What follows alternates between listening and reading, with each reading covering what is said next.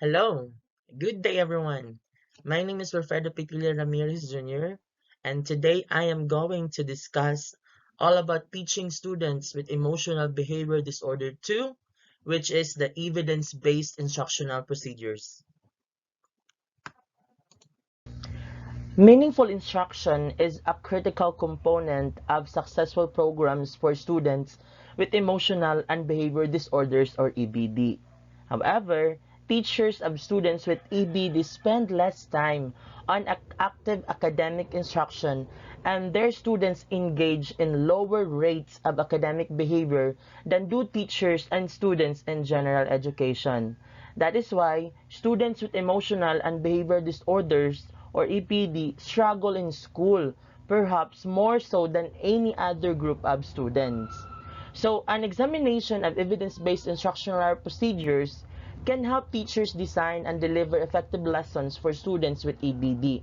Moreover, an increased focus on academic instruction and evidence-based programming for students with EBD, in addition to promoting the academic progress of students with EBD, is likely to produce important reductions in the interfering behaviors these students so often exhibit. So, one of the researchers called Deno in 2001 wrote that by making academic progress the primary focus, especially the teachers, will help to create EBD programs that encourage behavioral development and prevention rather than behavior reduction and correction. Now, how to teach reading with students with EBD. So there are components of effective reading instruction. So these are phonemic awareness, phonics, fluency, vocabulary, and comprehension. And later after this slide, I will discuss each component thoroughly. Now let's talk about phonemic awareness. Although phonemic awareness is often confused with phonics instruction, the two terms are not synonymous. Phonemic awareness refers to an understanding of how sounds are used to form words in spoken language. So understanding how to identify and manipulate individual sounds within words is a crucial first step for many beginning readers.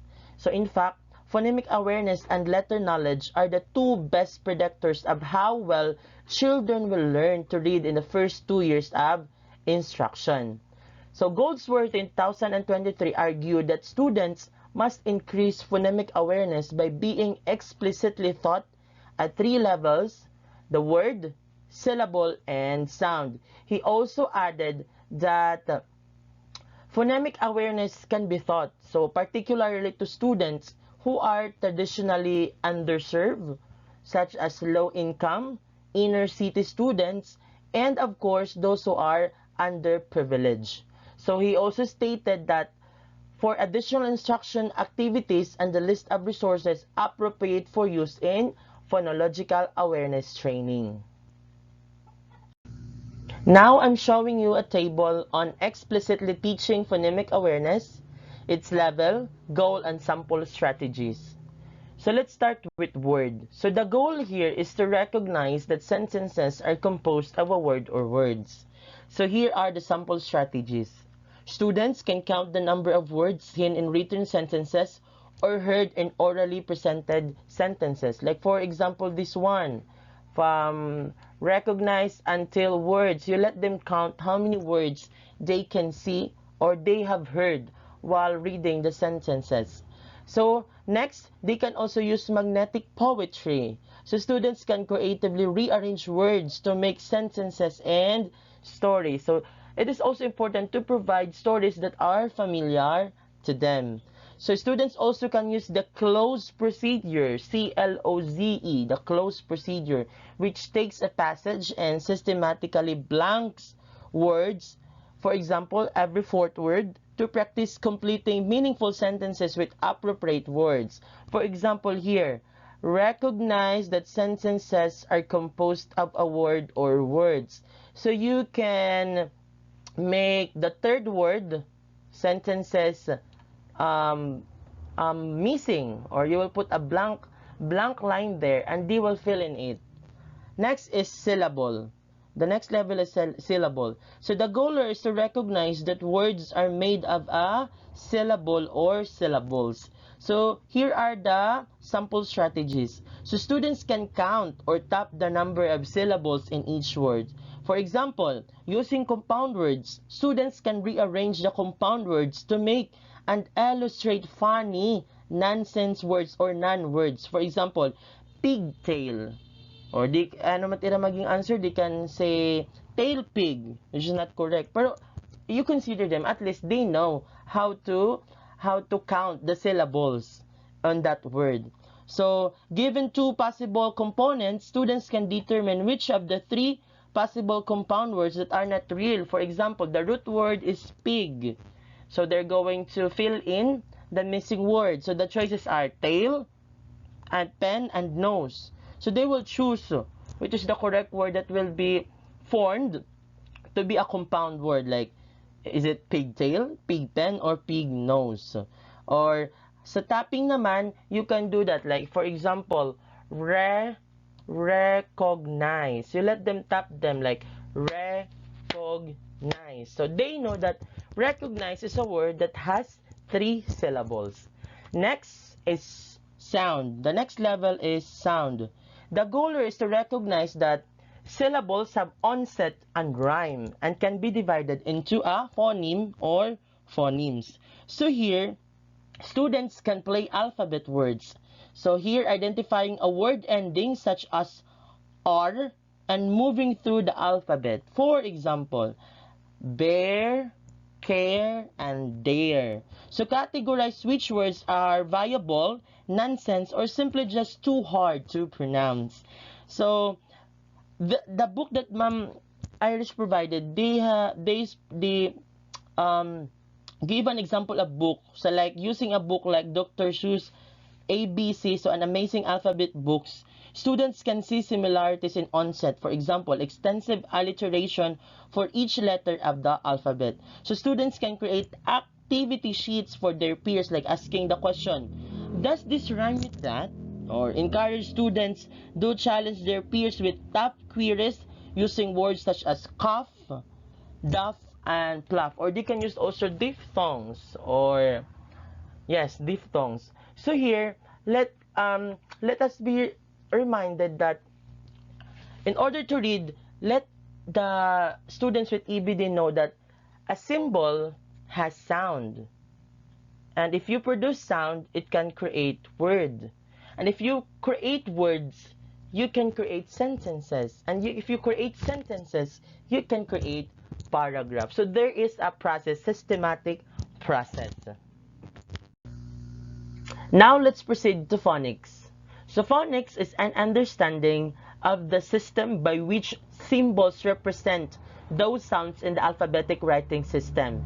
So according to the bottom-up view of reading, readers must understand that sound, symbol, or phonic grapheme relationships before understanding words, sentences, and stories. To understand the sound-symbol relationship, readers must move from, first muna ha, recognize the sound-symbol relationship. Like, what is the sound of letter A? A. What is the sounds of letter B? B. So, next is producing the phoneme, or the sounds. Next one is blending sounds in words. And of course, reading words, sentences, and stories. For example, the word is cat. So first, identify the letter first, like the letters are C-A-T, and next one, do not let them read, okay, children, read this one, cat, and they will say cat, because they will just imitate you. The correct way of teaching reading is to do this. Introduce first the letter, the next introduce the sound, the next you let them read the word, and after that will be the sentences. So research indicates that systematic phonics instruction improves decoding and word recognition skills and improves students' ability to read words, particularly for students with learning disabilities. So students have lower socioeconomic status and students who are not disabled but are low achievers. So as such, NICHD has suggested that one of the most important elements of systematic reading instruction is that students are explicitly taught sound-letter relationship. That is why if you are the parents, for example, 1-year-old pa lang or 3 years old pa lang sa bahay, let them, or you teach your children with sound, letter sound relationship. Introduce the letter, then of course, introduce right away the sound of the letter so that they can blend the sounds of these letters to create word and sentences. Now let's talk about fluency. Fluency is the ability to read with speed, accuracy, and when reading aloud, appropriate expression. So fluency is generally measured in either the number of words read correctly per minute or the percentage of words read correctly from a passage of a given length or time. So for words per minute, fluency is expected to improve as students become more capable readers. So although research indicates that students who have been unresponsive to early reading interventions lack fluency skills. So later, I will show you a table that outlines the minimum number of words that students should read correctly in 1 minute in the elementary grades. Now I'm showing you a table on expected fluency in beginning grades, words correctly read per minute. So at the end of grade 1 or first grade, the minimum expected fluency is 40. For the second grade is 90. For the third grade is 110, and so on and so forth. So it is expected from you that as you go higher, like junior high, middle school, junior high, and senior high school until college, it is expected from you that your minimum expected fluency is improving and you can read more words than you were in 5th grade. So that's the logic. For the percentage of words read correctly from a passage, fluency is generally divided into 3 levels. So these are independent, instructional, and frustration. So in independent, the student can read without assistance with 98% to 100% of the words correctly identified. In instructional, the students can read with assistance with 90% to 97% of the words correctly identified. And for frustration, the student struggles to read or comprehend the material with less than 90% of the words correctly identified. In DepEd, we are using these reading proficiency levels in our reading assessment in PhilErie, both in Filipino and English. But before, in early grades reading assessment or or EGRA, they are using these proficiency levels, the independent, instructional, and frustration. But right now, they are using different interpretation. But in grades 4 to 6, specifically up until high school, we are using these levels, the independent, instructional, and frustration. Now, let's talk about vocabulary. How to teach vocabulary with students with EBD. So, most words that appear in primary grade reading books are in the average speaker's vocabulary. However, from about 4th grade on, students are challenged by language that is less familiar to them. So, although students learn a great deal of vocabulary indirectly, for example, hearing new words from peers, adults and TV characters, or reading materials outside school and from narratives, it is estimated that students remember only 5 to 15 of every 100 unfamiliar words to which they are exposed. So here, systematic vocabulary instruction can help students overcome these challenges and allow them to learn some of the estimated like 50,000 words that they will know by 12th grade. Additionally, because vocabulary instruction leads to increased student comprehension, particularly when the instruction includes repeated and varied exposure. So, systematic teaching of word pronunciation, meaning, and usage is critical. That is why when you are discussing a new lesson, it is important to unlock some difficult words or some unlocking difficulties for them can relate on the lesson or on the words that you are saying before starting the lesson. Moreover, Explicit instruction of vocabulary can include formal presentation of new vocabulary or reference skills. For example, defining new words and providing synonyms, or teaching a student to use a dictionary, or be informal and creative, like engaging students with games and puzzles, or let them express their own words, their own feelings, and their own conversation, especially when you are letting them talk to their peers or their classmates, or just like having an informal recitation or formal recitation, or graded or non-graded recitation. Now let's talk about comprehension. How to teach comprehension with students with EBD. We know that we read to comprehend, but in nowadays, the case of our students, of our learners, it is really hard to teach them comprehension. Yes, they can read, they know the letter, they know the sound, they can blend, they can read in words or sentences, but when it comes to reading comprehension, they fail. It is really our problem. So as students progress through school and life, they will be presented with increasingly complex reading materials from more varied resources. So here, instructional strategies that develop students' comprehension and critical reading skills are essential. Though often not allotted significant instructional time in the classroom, fortunately, explicit teaching of cognitive reading strategies greatly improves comprehension. So when we say explicit teaching, you do it like I do, we do, and you do. Moreover, without the ability to understand how a story progresses, like example, there is a beginning, middle, and end, the plot of the story, students will be unable to determine cause and effect or make inferences and inductions. Especially, they will know how to summarize if they do not know which part there of the story is the beginning, the middle, and ending. So in the late primary and intermediate grades, students must become more astute critical readers. So these older students must be able to, first, discriminate between literal and inferred or induced meaning.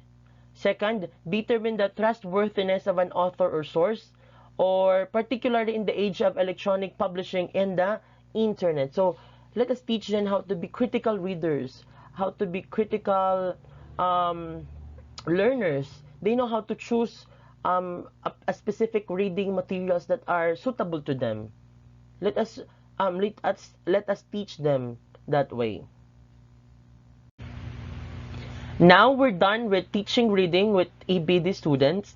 Now let's proceed and focus on teaching procedures on teaching students with EBD. Let's start with direct reading instruction, or DI. So DI involves teaching students essential skills, grounding both the methods of providing instruction and the skills taught in scientifically based research. So as such, teachers must make a commitment to creating a successful reading program. So not only must they use research-supported strategies to directly teach students the research identified skills essential for beginning readers. For example, how to decode and comprehend various texts. But also, they must commit considerable time to tiered instruction for students with EBD.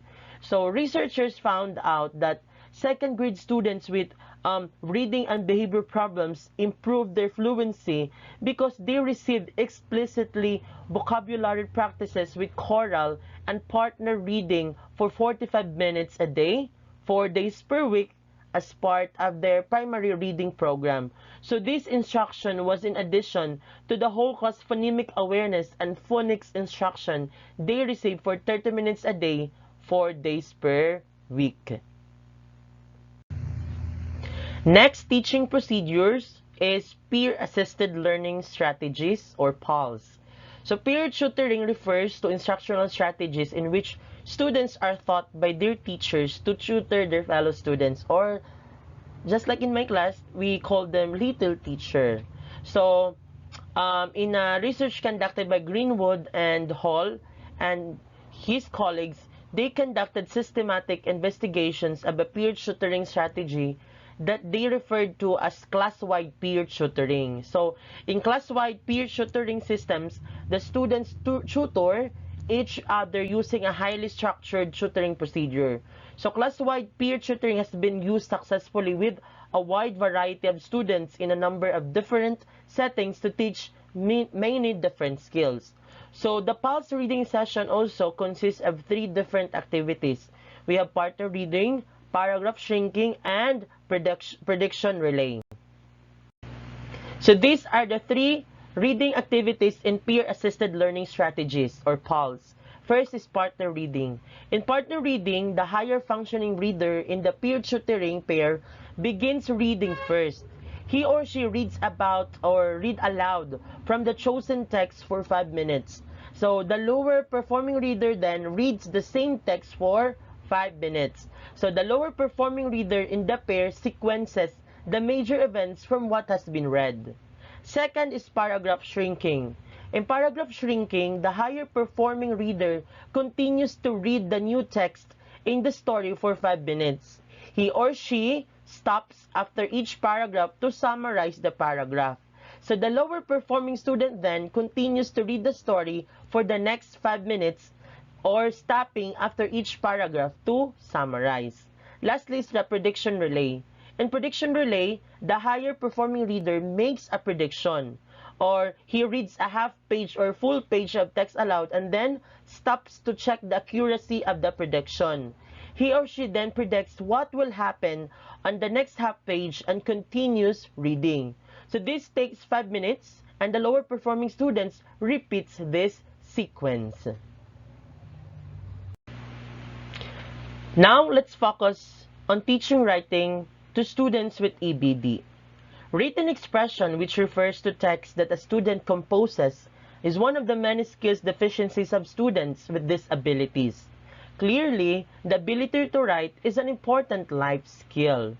So here, a few students begin to write, others naman sit idly. So the teacher later evaluate the students' work by noting punctuation and spelling errors. So the students in this scenario were asked to perform a complex task without receiving any instruction or any useful feedback.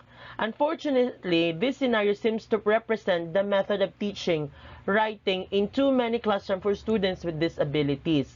So some researchers, however, pointed out that researchers are learning more about how to teach writing skills. So this section briefly reviews the recent findings in teaching written expression and highlights instructional recommendations for teaching students with disabilities to be better writers. So these are the models for teaching written expression. Let's start first with product approach. The product approach to writing focuses on students using good grammar, spelling, capitalization, and punctuation. So according to researchers, adherents of the product approach posit that students learn to write based on reading and analyzing the writings of experts. Supposedly, the students' exposure to good writing will allow them to apply the important features of the expert's writing to their own composition. So after being exposed to these writings, students are given writing assignments that are similar to those they have read. So the teacher then evaluates the students' compositions by marking errors in mechanics, for example, punctuation, capitalization, and spelling. And we all know also that we teachers or we professionals will learn this technique by reading books from our experts or these writers, and we tend to imitate their way of writing, and this is very effective. The next approach is process approach. So the process approach to teaching writing was a reaction to the non-teaching method of the product approach. So this approach is based largely on the procedures skilled writers use to produce written products. So here, this approach, the process approach consists of 4 overlapping and interactive stages of writing. First one is planning or pre-writing. Second, writing a first draft. Third is revising or editing. And lastly is publishing or sharing. So some researchers define these stages in a slightly different manner, but most agree on the basics of the four-step model. So during the planning stage, the students generate ideas in their writing or for their writing. So they organize their ideas and generate a framework for their composition. So sometimes teachers have their students write outlines of their proposed composition. They also give students time to plan. So in the second stage, however, in which students write their first draft, teacher assists students in putting their ideas into language. All the students may continue to plan and revise their plans. So in this stage, teachers allow students time to continue to plan, but they also encourage students to get their ideas down on paper. So it is important that students understand that the first attempt at composition may be modified and changed before the final product is produced. So the third stage is revising or editing. Students are encouraged to modify and edit their first draft until the composition is ready to share with an audience. So this includes editing for mechanics. Teachers may assist in correcting grammar, spelling, and punctuation errors within the context of the student's writing. However, this is only a small part of the entire process. So according to Boss on 1988, the fourth stage is sharing and publication. She noted that this gives value and worth to the process because students get feedback and perceive themselves as authors responding to an audience. And it's also important for teachers to provide rubrics when they are marking or when they are putting grades on their respective outputs. Moreover, in the process approach, teachers become facilitator of students' writing by conferring with them, making suggestions, and responding to their writing. So Graham and Harris, one of the famous researchers, asserted that teachers may help students with disabilities develop these processes central to writing by dividing the composition process into these relatively discrete stages. So teachers can also help students with disabilities gain competence in these processes by teaching them self-regulatory and metacognitive strategies. Okay, so the last models for teaching written expression that I'm going to discuss is the skills approach. The skills-based approach to teaching writing uses specific instructional design principles to teach basic skills and systematically develop these skills through, of course, exercises and applications. So researchers provided a rationale for a skills-based approach to teaching writing. Remember, teachers understand that teaching reading to beginning readers involves a careful sequence of steps, or it follows a systematic process. No teacher would expect the beginning reader to tackle 5th grade material because this material requires too many reading skills. Paradoxically, teachers often fail to recognize that expressive writing is like reading. Writing involves a series of skills and implies a sequence of activities, starting with those that are basic to all expressive writing.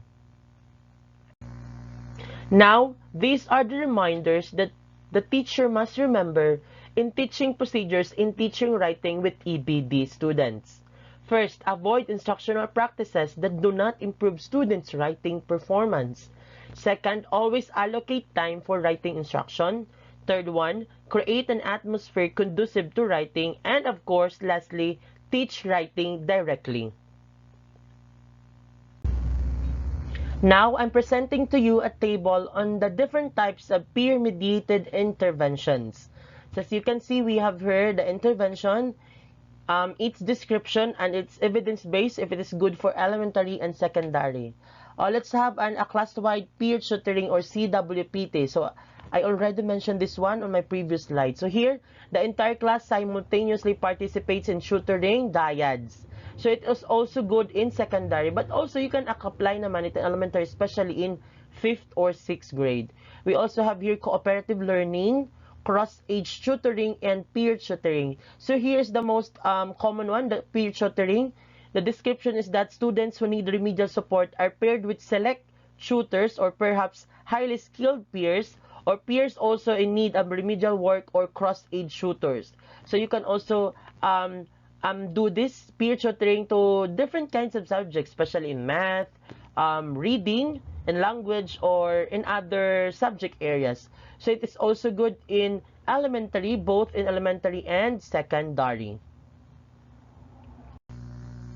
Okay, we also have here a model or a table on types of self-mediated interventions.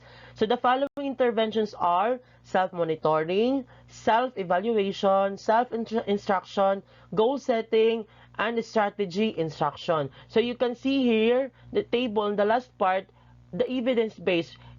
It can be used in elementary or it can be used in secondary. Now let's have this one, the strategy instruction. So this is a process wherein a student is taught a series of steps to independently follow in solving a problem or achieving an outcome, especially in solving mathematical problems. So this can be applied both in elementary and secondary. We also have here the self-evaluation, which is really important. So this here a process wherein a student compares his or her performance to a previously established criterion set by student or teacher. For example, improvement of performance over time, and he is awarded by reinforcement based on achieving the criterion. So these are really effective. Actually, I'm also applying this one in my classroom. And I can say that these are effective because the students are aware, they are self-conscious on what to do or on what to achieve or on what their goals they want to achieve, specifically in specific area or learning area. To continue, we also have here remaining interventions that you can use. We have also peer-assisted learning strategies, peer assessment, peer modeling, and peer reinforcement. Now let's talk about peer reinforcement. So here, peers provide reinforcement for appropriate responses within the natural environment. So the purpose is to reinforce an appropriate behaviors of students with disabilities by their peers. So it is you can apply this in elementary. We have also here the peer modeling. So here, students acting as peer models receive instruction in desired behaviors. So then engage in these behaviors in front of students deficient in this area. So the teacher draws the student's attention to the peer model and identifies the desired behaviors that the student should emulate. It's like a role model in their class. So you can apply this both in elementary and secondary. On the next table, I am presenting to you the types of teacher-mediated antecedent-focused interventions. So these are the antecedent interventions. We have here verbalized math problems. We have cubicle, structured academic tasks, modeling, rehearsal and feedback, teacher planning strategies, live space interviewing, adjusting task difficulty, previewing, and etc. So later at my next slide, I'm going to show to you the other antecedent interventions. So now let's talk about live space interviewing kasi you can both apply it in elementary and secondary. So here, crisis intervention technique in which a student's behavior is discussed with him or her at the time of the problem's occurrence. So the practitioners of this approach believe that the student is most receptive to ideas for change when he or she is in crisis. So it's also important to directly address the issue right away. Hindi na pinapalipas. So that's the live space interviewing. We also have here modeling, rehearsal, and feedback. So here, a process wherein teachers model a skill, have the student rehearse the skill, and provide direct feedback about the student's performance. It's somehow like that the students are imitating what the teachers are doing during the assessment or during the discussion. So it can both apply in elementary and secondary. So you can use this one to your classes also, to your respective classes. And I'm pretty sure, I'm very sure these are effective. Additionally, I have here also the additional antecedent interventions. These are sequential prompting, adjusting presentation and point delivery rate. We also have your teach test taking skills, mnemonic instruction, taped words and drill instruction, trial and error versus time delay, and personalized system of instruction. Now let's talk about here the mnemonic instruction. This is very familiar to you. So mnemonic instruction here, a memory-enhancing instructional strategy that involves teaching students to link new information being taught to information they already know to help students retain specific information. For example, the conjunctions, fanboys. What is the meaning of fanboys? For, and, nor, but, or, yet, so. So using the mnemonic strategy, they will be familiarized, or they will be help the students retain the specific information on specific topic like conjunctions and other subject matter. We also have your trial and error versus time daily. Here, teacher allowed students either to read a word immediately when shown a list, or to pause until the teacher reads the word and then respond. So these interventions are really effective if you are going to just try it in your classroom, and you try, sing pa dito, trial and error, so you can see if these are effective or not. But for sure these are effective ones, because researchers have already proved this interventions. So moreover, we also have here the remaining antecedent interventions. So these are structured instructional system, inter-trial interval duration, incorporating student interest, which is very most important, teacher versus child control of choice of task and reinforcement, and story mapping.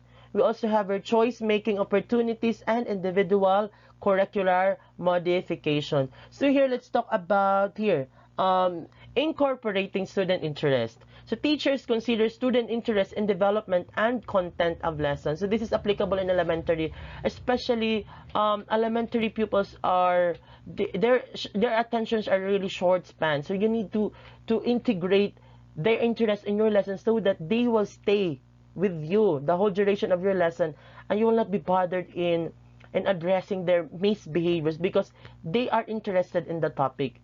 We also have here choice-making opportunities. So here, teachers used a 6-step method for choice-making. So yeah, first, offer student 2 or more options. Ask student to make choice. Provide wait time to make choice. Wait for individual's response. Reinforce with option chosen and prompt student to make choice if one is not made. Here, you are the facilitator of learning. You are not too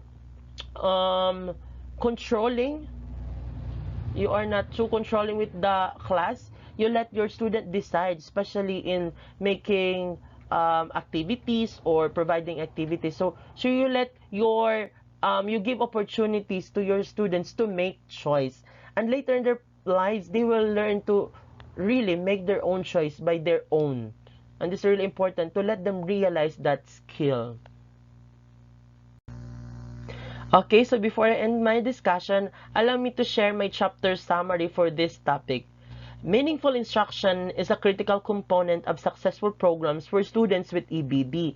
However, teachers of students with EBD spend less time on active academic instruction, and their students engage in lower rates of academic behavior than do teachers and students in general education.